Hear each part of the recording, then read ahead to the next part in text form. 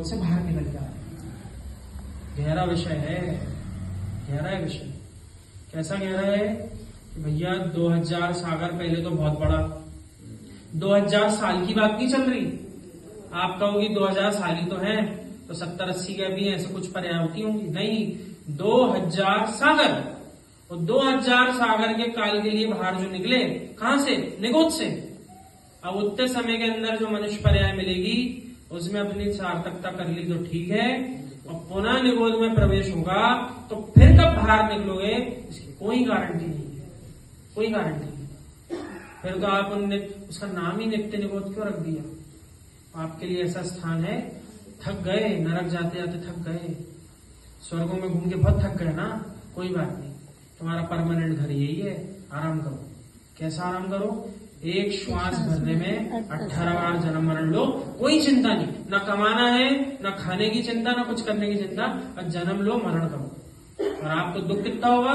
सो बोले दुख का पूछो मत, या तो आप वहां पहुंच जाओ निगोद में तो आप जान पाओगे, या फिर केवल ज्ञानी भगवान जान रहे हैं कि आपको कितना दुख है।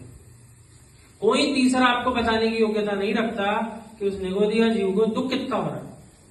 क्योंकि जब जीव एक बार मृत्यु की बात सुनता है, मृत्यु आ रही, मृत्यु आ रही, ऐसे आती है, ऐसे आती है, ऐसे मरते हैं दर्दना, तो सहन नहीं कर पा रहा, सुन नहीं पा रहा।